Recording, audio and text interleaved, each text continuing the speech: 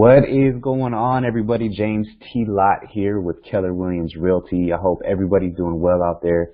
What I'm going to do today is go over an entire home buyer's consultation. This is really what I sit down with my clients and go over before they actually start the home buying process, because I know you watch shows like $1 Million Listing or House Hunters, and they make everything look super easy, right? Like you walk into a home, see it, make an offer, and then you move in, and that's that. You live a happy life, white picket fence.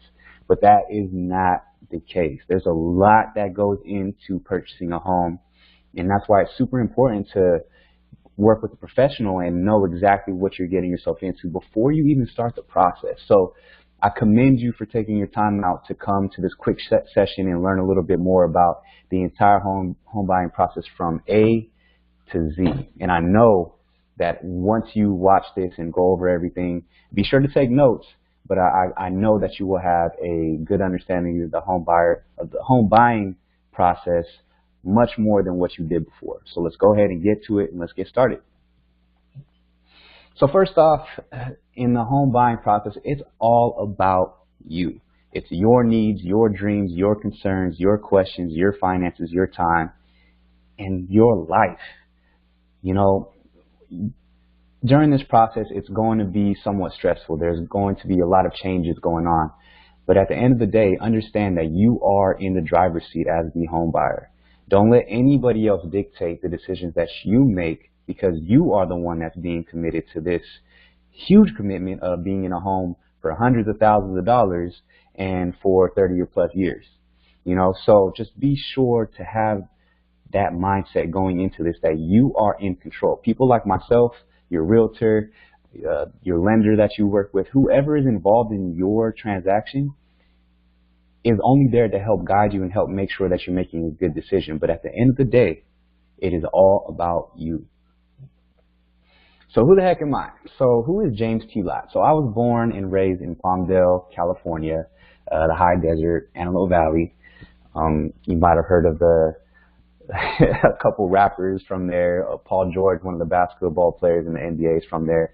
I played sports, played basketball, football, and golf throughout high school.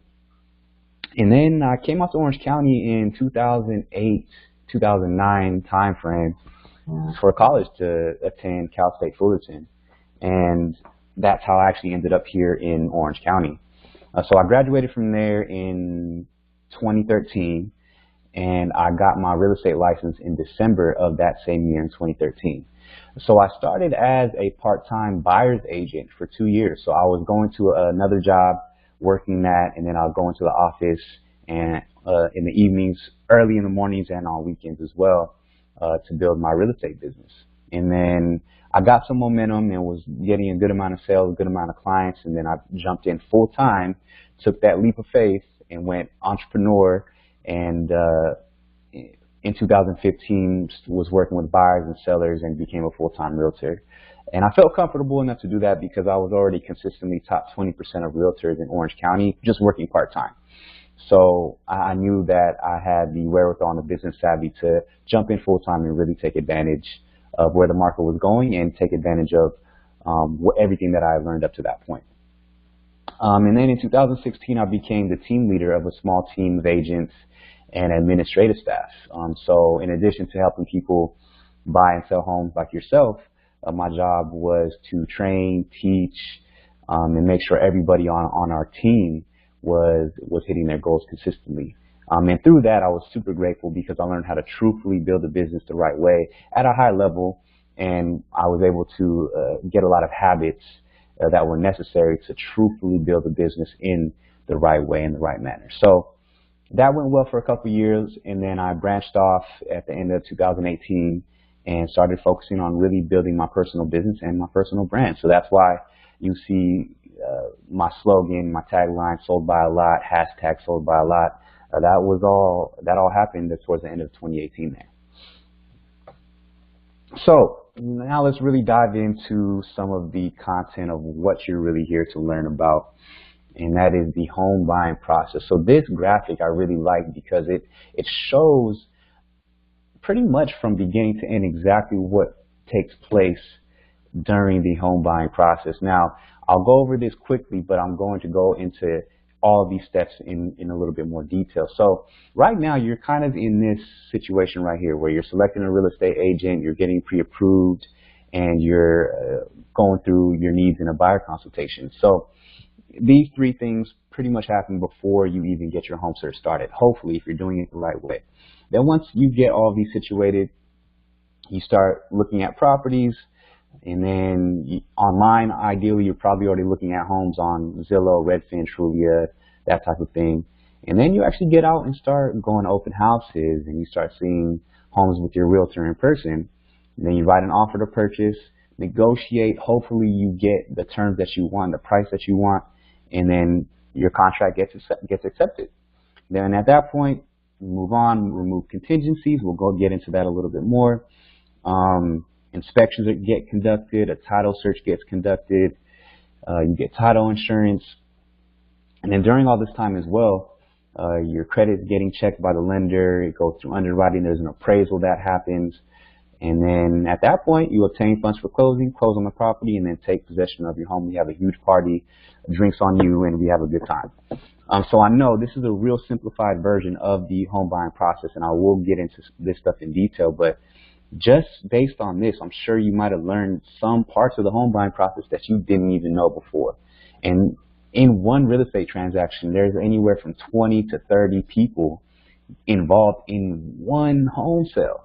So, I mean, you imagine you have the realtor, you have the lender, you have maybe the realtor's assistant, transaction coordinators, home inspectors, appraisers. There's so many different hands that touch one transaction that's why it's super important to understand the process before you get started and understand that this is a huge, huge purchase and it's a huge deal.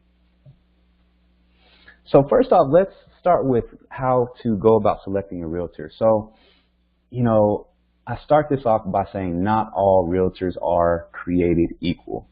Unfortunately, due to the low barrier of entry to jump into an industry like real estate, there's a lot of people that simply don't take it serious and they only do it as a hobby. The average realtor in Orange County sells around 3 or 4 homes in a year. And although, because we're in an area where, in LA County as well, where price points are so much higher than everywhere in the nation, somebody can sell 3 or 4 homes in a year and still have a pretty nice living, more so than maybe even they would if they were working a 40-hour-a-week job. So as a result of that, there are a lot of people that don't take it serious and they don't treat it as a business. So, you know, with that, just be sure to choose someone who has a proven track record of success. Somebody that you can look up online, see their reviews. A good realtor will even provide you with numbers of people that they've helped before, so you can call them directly and ask about them. And then also just make sure that you can see yourself being friends with the person that you choose for a long time, because I know for myself, especially being a younger person in the industry, that my clients that I have now and that I've been able to build for the past 4 or 5 years, those are going to be my clients for life, ideally, right? And nobody wants to work with a realtor that they don't like. I hear a lot of horror stories of people saying that they've had bad experiences. I've even helped family and friends who, for whatever reason, didn't use me because of some misinformation, and I've had to jump in and help them just to make sure that they're getting taken care of the right way. So, you know, and realtors get a bad rep too, right? We're overpaid salesmen, and that's a result of, again, the low barrier of entry, and then also the lack of integrity. A lot of people are out there are just money hungry, and they're not really looking out for their client's best interest. So just be sure that you feel 100% comfortable and confident in working with the person that you choose. If you have to shop and find somebody else, you know, don't feel obligated to work with one person if you don't really get a good vibe with them.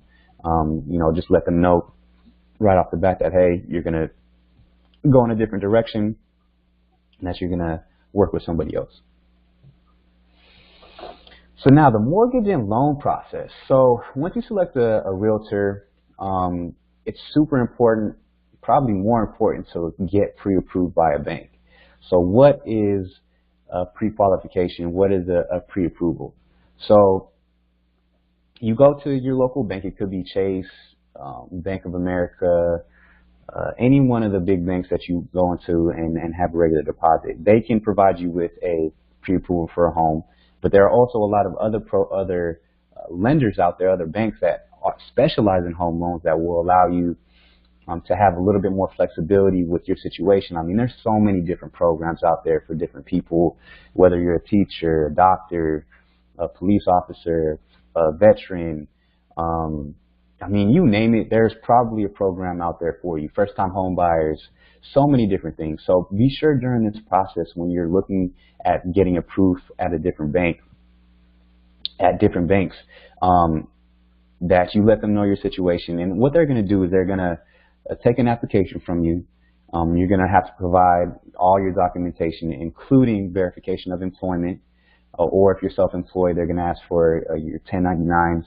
They're going to check your credit, and go through that and that entire thing. Similar to when you buy a car, but the factors are a little bit different when it comes down to buying a house because it's a huge purchase, right? Instead of a $20,000 loan for a car, you're getting a loan for $500,000, $600,000. So why pre-qualify? So we recommend always that buyers get pre-qualified before beginning their home search, simply because you want to know exactly how much you can comfortably spend on a home, and it reduces the frustration. You don't want to be in a situation where you go into an open house, you absolutely love the home, it's priced at $600,000, but then you realize you can only get approved for $500,000.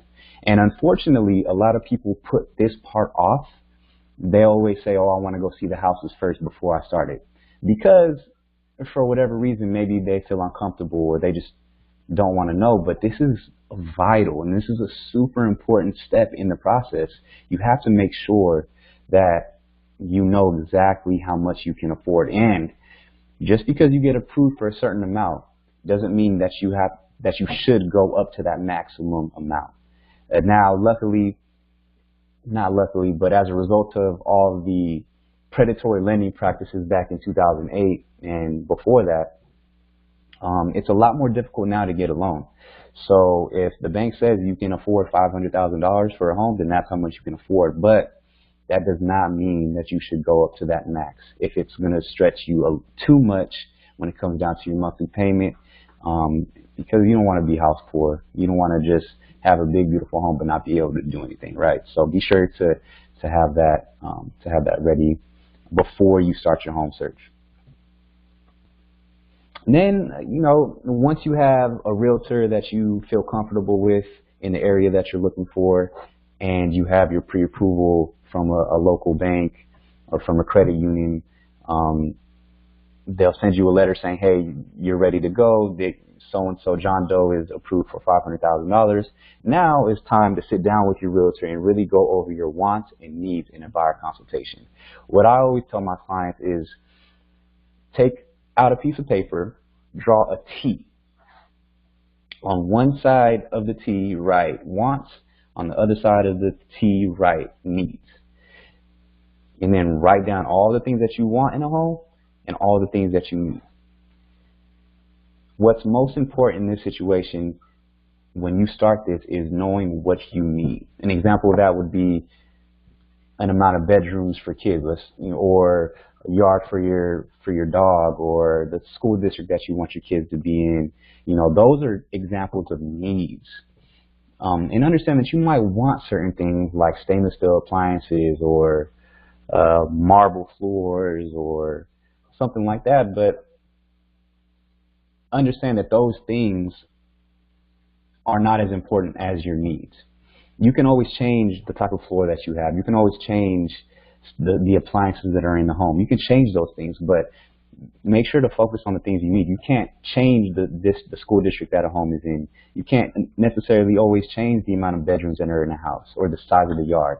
So be sure to focus on the things that you need, and then list out the things that you want, and make sure that the home that you're looking for and the searches that you end up getting put on are focused on the properties that you absolutely need. And also understand that there's no such thing as a perfect home unless you build it yourself from the ground up. So You might walk into a home and it might have everything that you absolutely need, or that you need and want. But there might be, some chips on the wall, or there might be something minor that's wrong with it. Just understand that the previous owner that was there for you, unless you're buying a new build, the previous owner that was there for you before you built it and changed things according to how they wanted to live. Okay? So there's no such thing as a perfect house. So these are some just example questions. I'm sure you probably want to write these down, or at least some of them. But these are just examples of questions that you want to ask yourself, and some things that you might not have even thought of as you're building your wants and needs list and going through the buyer consultation with your realtor. So who will be living in the home with you when you purchase the house? Will anyone else be spending more than an occasional overnight stay? Do you have any pets? Are schools important? Is there a particular view that you're looking to get? What are the most important things about the location of the home? These are just some quick questions to ask yourself as you're going through, and that'll help your realtor really make your search as granular as possible, and make sure that the properties that you are going to look at and that they're recommending to you actually really fit what you're looking for. So here's some more general questions. Do you have a preference for the age of the house? Do you want something that's more move-in condition, or you want to do some work on it? Do you want a pool or a hot tub? How many stories do you need? Are you going to be moving in with your parents who might be a little bit older and they need a room downstairs? Do you want a porch or a deck? Do you need a lot of storage space? There are so many different things. But the reason why I put this list together is so that you can start asking yourself that and really start figuring that out. Here's some more things. What kind of style do you want in the interior of your home? Something that I hear a lot, especially more so now than ever, is, I want an open concept. Okay, that's great. That's great to know. How many bedrooms do you need? How will you use the room? Do you do a lot of entertaining? Do you need some indoor and outdoor space? Do you cook a lot? Do you need a big kitchen with a huge pantry? Again, more questions. Living room, family room, describe your likes and dislikes, fireplace.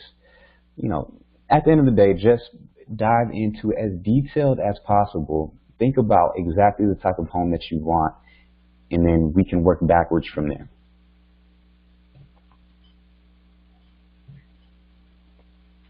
Now, once you get your financial pre-approval done, select a realtor to work with, you put together your wants and needs list, and you go through the home buyer consultation with your home buyer or with your realtor, you'll start getting out and selecting and looking at homes in person, right? So your realtor, based on the buyer consultation that they go through with you, your realtor should set you up on a specific search on the MLS that's tailored exactly to what you're looking for. So what is the MLS? That is the multiple listing service.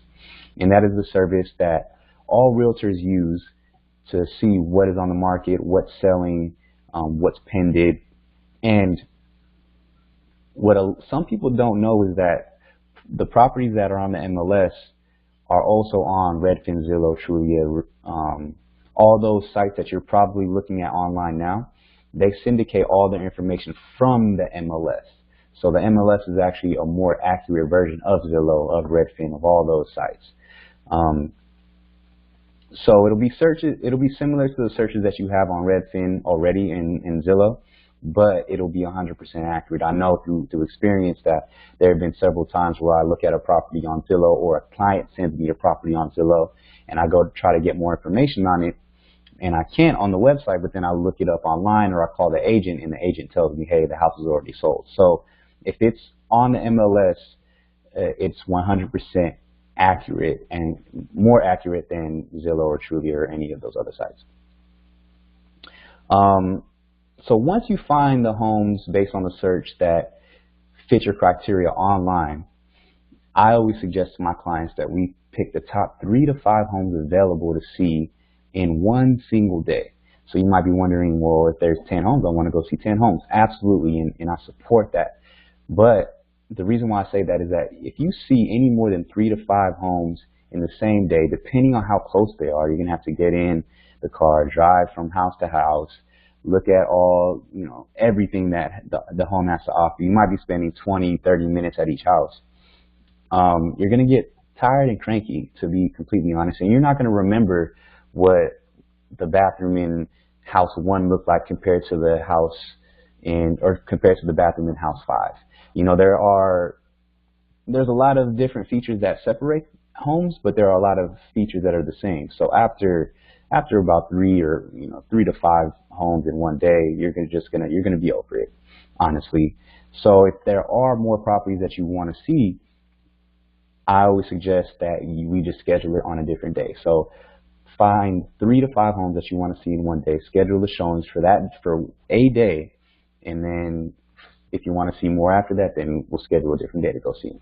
So understand that some viewings need to be scheduled around the seller's schedule.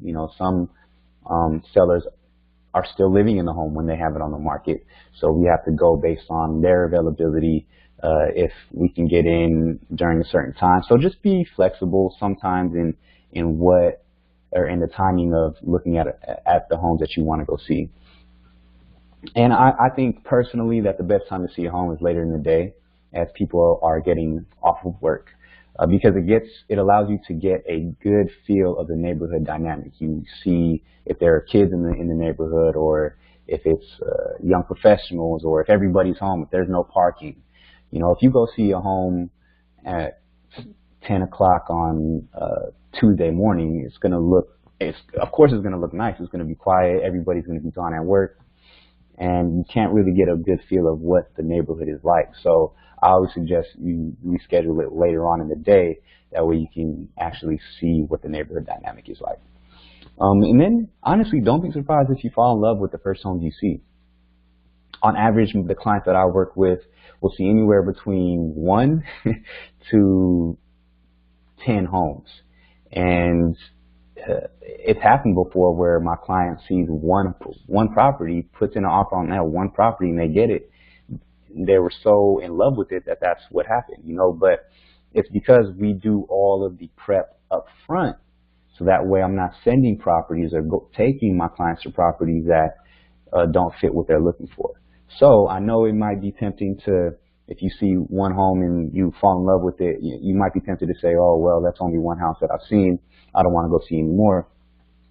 But you don't want to be in a situation where you fall in love with that one house, you go try to see other properties because you feel like you're making a decision too quick, and you lose out on that property. So, just make sure that you have that understanding that it's possible you might buy the first home that you see. So now it comes down to making an offer. So how does that go? So first off, we're lucky to be in the age of technology where we don't have to sit and sign documents all day long by hand. We can all do it digitally, and that's super helpful in time. So when it comes down to making an offer, there are a few different things that we can negotiate and talk about with the seller. So obviously the price, right? So what you offer on that property as far as a price depends on a lot of different factors. You have condition, length of time it's on the market, how much activity that seller is getting for that property, and the urgency of the seller. So, obviously everybody wants to get a deal. Some buyers want to make a low offer just to see if the seller accepts. However, that is not always the best decision to make, depending on the type of market we're in. If a home is on the market for a day and listed at $550, you come in trying to lowball it at $500, it's just not going to work. Not in today's market. Maybe when the market completely shifts and it's a buyer's market again, then maybe you'll have that leverage. But quite honestly, the second that a home goes on the market, it's going to take a couple weeks or so, no activity for them to accept a lowball offer. And I get it. At the end of the day, you want to get a good deal for you, and yet know that depending on the situation of that seller, lowballing an offer might not always work. So that's a little bit on price. And then you have other things. And what I want you to really understand and really know is that it's not always just about price. you have contingency timeframes as well to consider. So what are contingency timeframes? So this means that the home is contingent upon three major things in the sale. So you have the home inspection, you have the appraisal, you have the loan approval. Home inspection and appraisal you can get done in 17 days. Loan approval done in 21 days. So these are the standard time frames in the California contracts to purchase a home. But here's a quick tip. These days can change, right? So for example, if you absolutely fall in love with the property and you want to go ahead and submit an offer on it, we'll go ahead and do that. But what I do is I call the listing agent of that property and I say, hey, look, I have a buyer that's interested. What is the seller looking for? Is it only price that they're focused on? Obviously, I know that they want the highest price, but aside from that, do they need a quick escrow? Do they need more time? Do they need to rent back? Or are they still in the process of finding a property? You know, I'm going to fish and try to get as much information as possible from the listing agent to make sure that the offer that I write for my client is a win-win situation. So that's why I say it doesn't always matter about price, but let's say that this particular home that you love has 3 offers on it. One offer, and they're all identical as far as price. The buyer who's going to win that one is going to win based on these things. So if I know that we have a lot of competition, I'm going to let the listing agent know, well, hey, look, we'll get our home inspection done in 10 days. And then I'll talk to your lender, to the bank, and say, hey, look, how long will it take for you all to get us the appraisal and the loan approval? If they say, hey, James, we can get it done in 14 days, and I'm going to put that in the contract.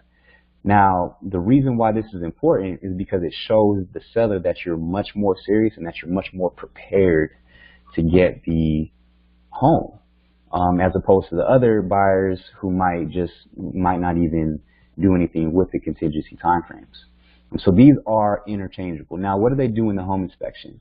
So once an escrow is open, you have X amount of days to get a home inspection done. It's a general inspection. What they'll do is they'll get into the property, take a look at the roof, take a look at electrical, plumbing, all the major functionalities of the house to make sure everything is working properly.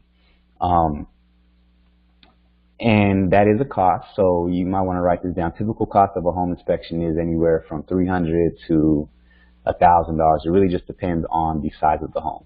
The bigger the home, the more expensive the home inspection is, and that's because that's how they determine their pricing. And then you have the appraisal. So your lender that you're getting your loan from actually orders the appraisal, and what that appraiser does is they go into the property and they compare it to other comps, so other comparables in the area of homes that have sold, and they determine the value for the bank. So let's go into this in a little bit of detail really quick. So with the appraisal, it's there for your protection, but also for the bank's protection as well, because they want to make sure that they're lending you an asset that is valued appropriately. So let's say you're buying a home for $500,000. We open escrow at $500,000, and the appraiser goes out to the house and says, hey, look, actually this house is only worth $480,000. What do you think happens? Well, we have a couple different things that we can do, and this has happened before in the past, where the appraisal comes back at $480,000, and I go back to the listing agent and say, hey, look, my buyer isn't going to pay more than the appraisal price. So your seller needs to either lower the price or we walk. And a lot of the time when that happens, the seller obviously is going to be pissed off. They're not going to be happy about it because they overpriced their property. They were being greedy, but they have to lower their price. And unfortunately for them, or fortunately for you, but for the seller, it doesn't benefit them much to have to force you to pay more than the appraisal price, because any other buyer, any other appraiser that comes out to the property is likely going to appraise it at the same value.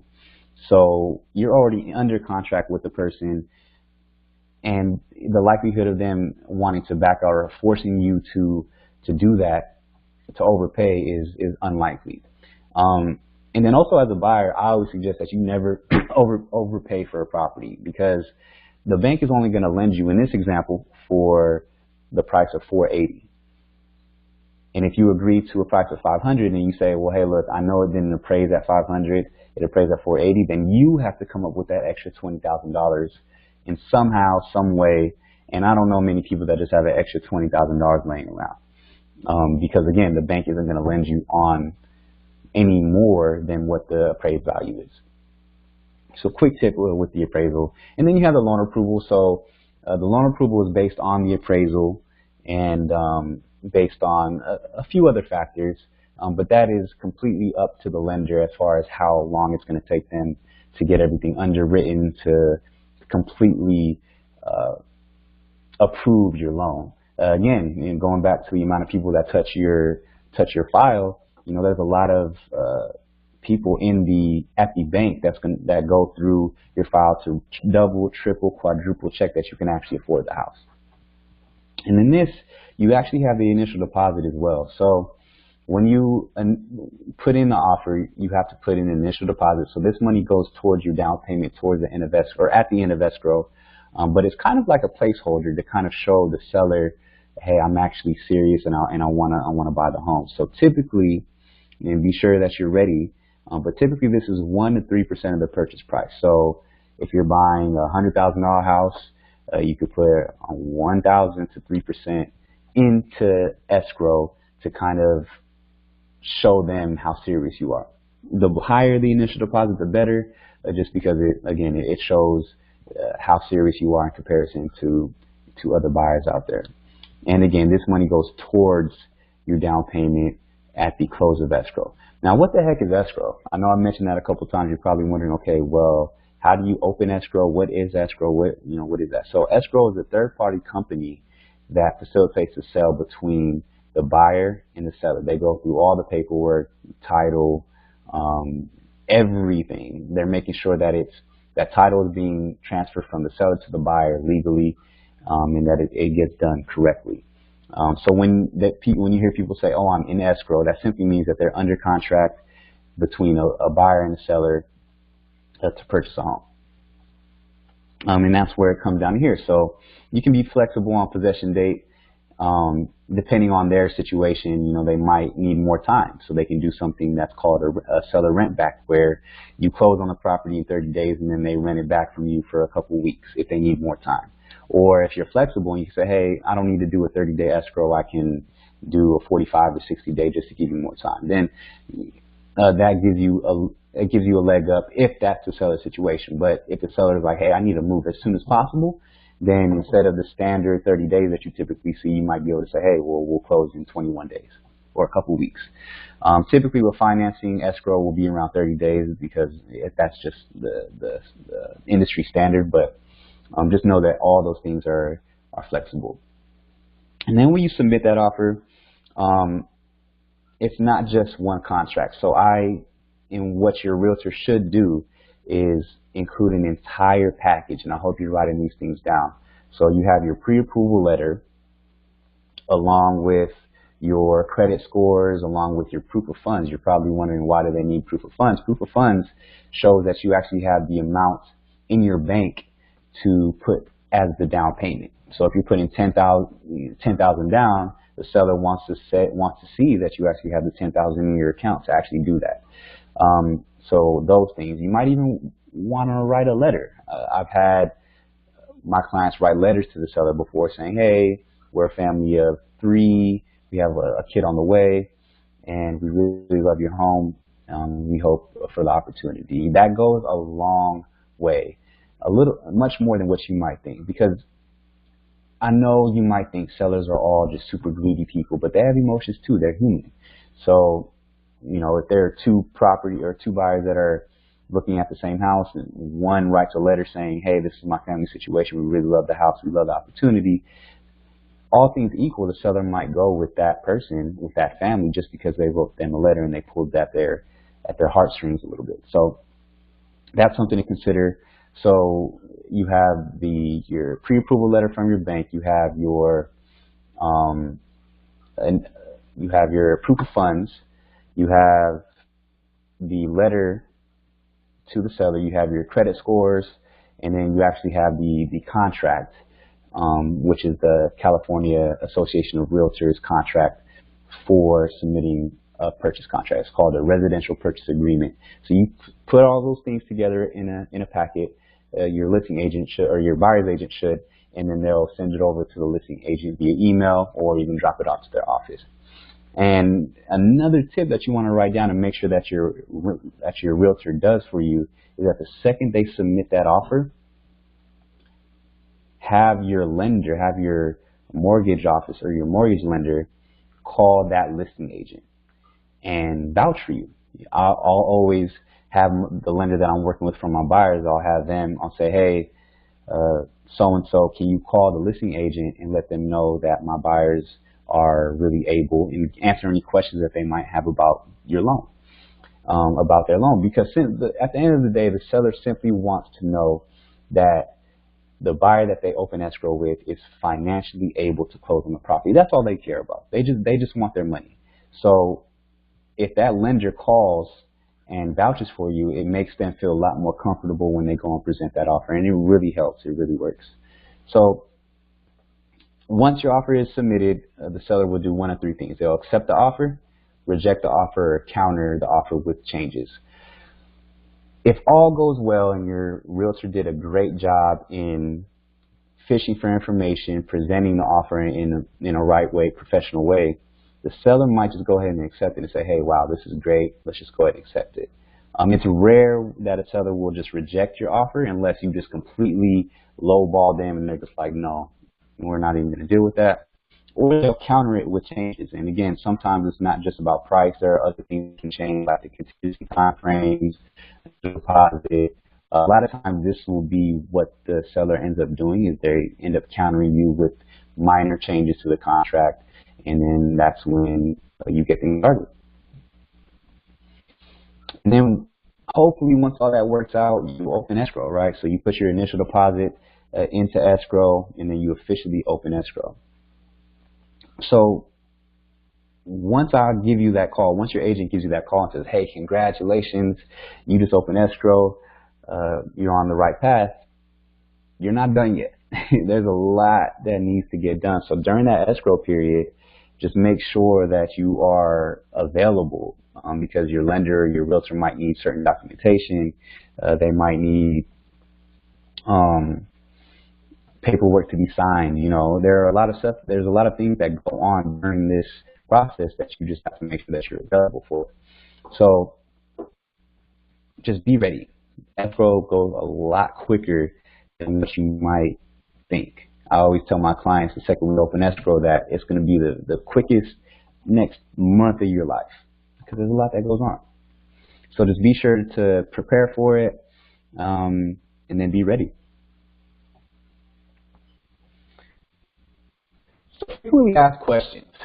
So how will I tell you about the newest homes available? And again, in this list of questions are questions that I get from people on a regular basis, so that's what I put here. So number one, how will I tell you about the newest homes available? So like we went over a little bit earlier, I'll be getting your properties from the multiple listing service or even off market. It's possible that I might have a relationship with a realtor that lets me know, hey, I know you're looking for a client that is looking for a 3-bedroom, 2-bathroom home, and I have something coming up that's not available. I have those connections with certain people that they'll do that for me and that they'll let me know. But most of the time it'll be from the multiple listing service, where I send you properties online. And what's cool about our system, at least in California, my system, is once I send you property, you can put a heart next to it, or you can put a rat bowl next to it. Or you can just dump it. And I can see that on my end. So if I send you 10 properties and you put hearts next to your top 3 to 5, I know the schedule showings with those properties, and I'll call you and say, hey, I noticed that you like these properties. You want to go take a look at them. So that's typically how that will go. Will I inform you of homes from all real estate companies or only Keller Williams Realty? So I get this question a lot as well because some people just don't. There's a lack of integrity in the industry where some people will hide property from agents or from their clients just based on the amount of commission that's being paid out or the company that they're with. But that's not how it works. So yes, I'll inform you of all properties that come on the market. And when a property goes available on the MLS, it goes out to everybody. I know you've gone on Zillow and you've seen probably, a property and then you see the realtor and their company next to it. But that's just simply for marketing purposes. That is not for any exclusivity or only Keller Williams agents can work with Keller Williams agents. That's not how it works. So every listing from every company that fits your criteria will be getting sent to you. Can I help you find new construction homes? Absolutely. Especially here in Orange County and other places as well, there's a lot of new construction going on. So as long as I go with you to look at these properties, I'll still be able to represent you and help you with that process and lead you through that process. But, and this is a side note, if you go to any of those new construction facilities without your realtor and you sign in, and you end up buying a property from one of those new construction companies, your realtor that you had worked with will not be able to be involved because the second you sign in without them, they take you over as their client. That's just a standard rule that is that's here in California, and that's how it works. So if you're interested in new construction homes, be sure to tell your listing agent or your buyer's agent, and they'll be able to put you in the right direction. And they should know a lot more about the different new construction properties that are being built in their area than you might. How do sell by owners work? So there might be times where you're online, you see a home for sale, and it might not be a property that I sent you or your realtor sends to you. And that can be because the seller has listed it online themselves without the help of a realtor. But this is not much different as a buyer. It doesn't really affect you much at all. If you do see that type of property, you just let your realtor know. Your realtor will call up the seller, the owner, and let them know, hey, I have a buyer interested in your property.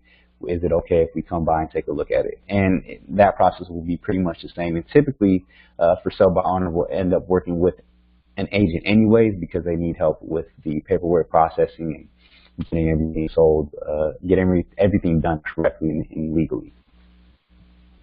Can we go back through the property again once an offer is made but before possession? Absolutely, positively, we can go back through the property as many times as necessary. And this is something that I mentioned about the home inspection, but if there are any repairs that need to be done, then we have to make sure that the seller has taken care of those things or they've given us a credit. And the way that we determine if those repairs got done is by going back through the property. And we do a final walkthrough about a week before the close of escrow just to make sure the house is in the same condition as it was when we initially went there and to make sure that any repairs that needed to get done have been done. Once your offer is accepted, what should you do? Once all inspections are completed and your appraisal is done and everything is signed off on, you're pretty much about three weeks into the escrow process, and at that point, a lot of the legwork has been done. So you can sit back a little bit, you can celebrate, but this is another side note here. Be sure to write this down. Do not go open up another line of credit or don't go make any big purchases. I know it might be tempting to go and buy furniture or go buy appliances, but if you open up a big line of credit while you're in escrow, that's going to negatively impact your loan approval, and that is a nightmare for lenders. So don't go buy that new Ferrari you've always wanted. Don't go buy that $20,000 couch you've always wanted. Wait until you close. But aside from that, as long as you don't do that, just be sure to celebrate, kind of sit back a little bit, and then be sure again to just be available for the people that need you at that time, whether it be escrow or me or your realtor or your lender. And then how much do we charge? So absolutely nothing. When an agent represents you as the buyer, we get paid by the seller. So essentially, your buyer's agent is working for you for free until you actually move to the home that you're looking at. I know it's crazy, but that is what it is. You know, we do all this legwork, all this work up front without any guarantee of getting paid. But that's why for the good people in the industry, it's motivation for us to ensure that we're taking care of you and that your interests are being met and your needs are being met. So this is a quick just moving checklist, you know, some things that you might need to think of.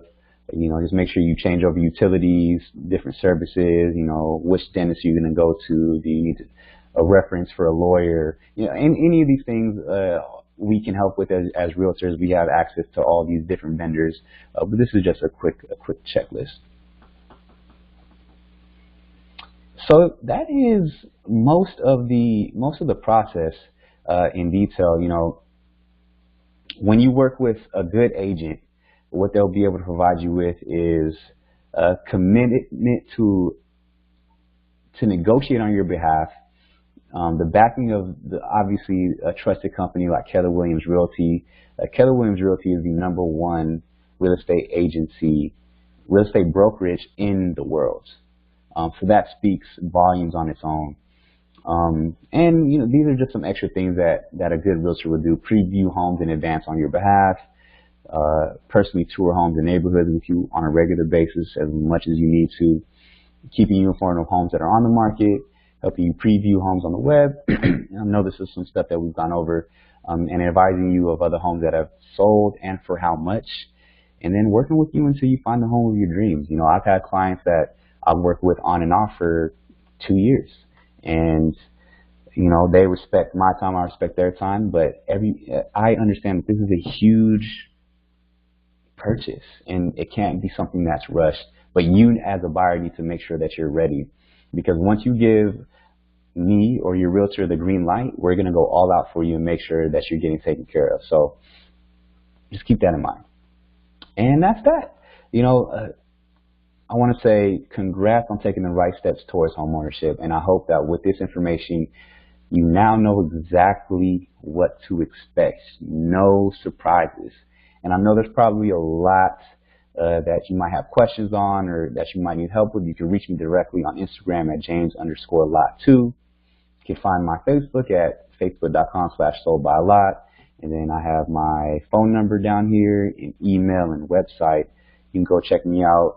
You know, whatever question you have, I'm simply here to help. And I know jumping in on something like this and starting a home buying process can be a little daunting. But I know that if you sat through this entire thing, that you are better prepared for what's to come. And there are some details of things that I left out on this just due to time and not getting too granular on it. But there are a lot of moving parts to the home buying process, and I know that by seeing this, you likely have a better understanding now of what you need to do. So again, whatever questions you have, please feel free to reach out. I'm here to help.